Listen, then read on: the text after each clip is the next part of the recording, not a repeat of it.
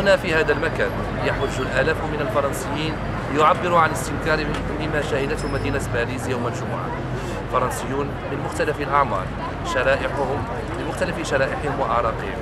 مغاربة حضرهم أيضا ليعبروا عن استيائهم وعن تذمرهم لما عرفته مدينة باريس من أحداث همجية وبربرية. إذن تابعونا.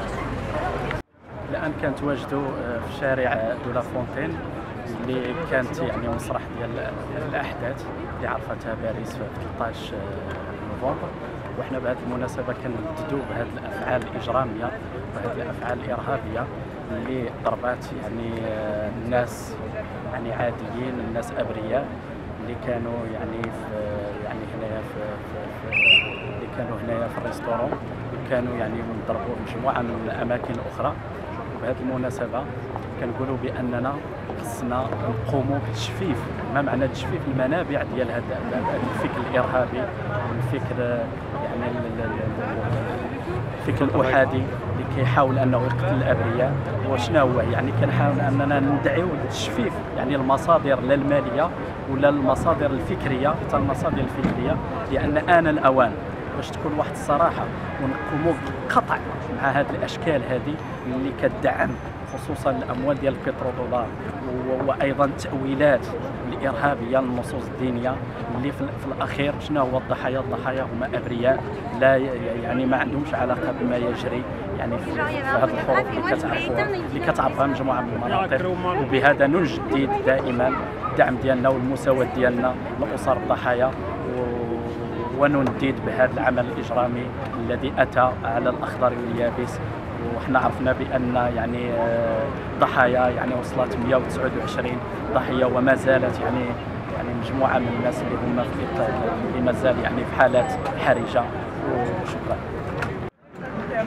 أنا اليوم حنا ماشي فرحانين بهذا الشيء اللي تيطرا وتيمسنا حنا الجالية المغربية، وهذا الشيء تيضرنا في قلبنا بزاف، لا لينا ولا لولادنا ولا كاع المغاربه كلهما. وهذا الشيء راه باش نقول لك واحد الحاجه، راه ماشي مسلمين هادو، راه الجهاله هادو راه ماشي الاسلام.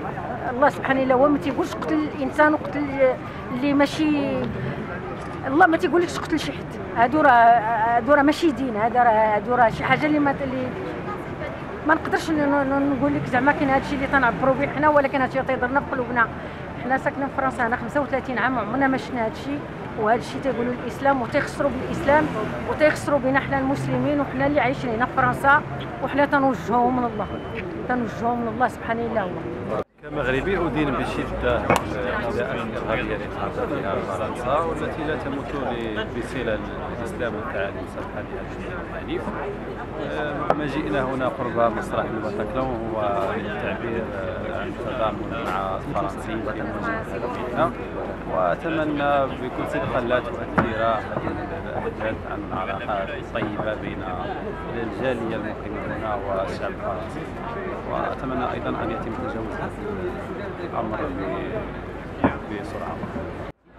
بسم الله الرحمن الرحيم. كمواطن مغربي مقيم هنا في باريس كنندد وكنستنكر بشدة الأعمال الإجرامية اللي وقعت هنا في المسرح ديال باتاكلون.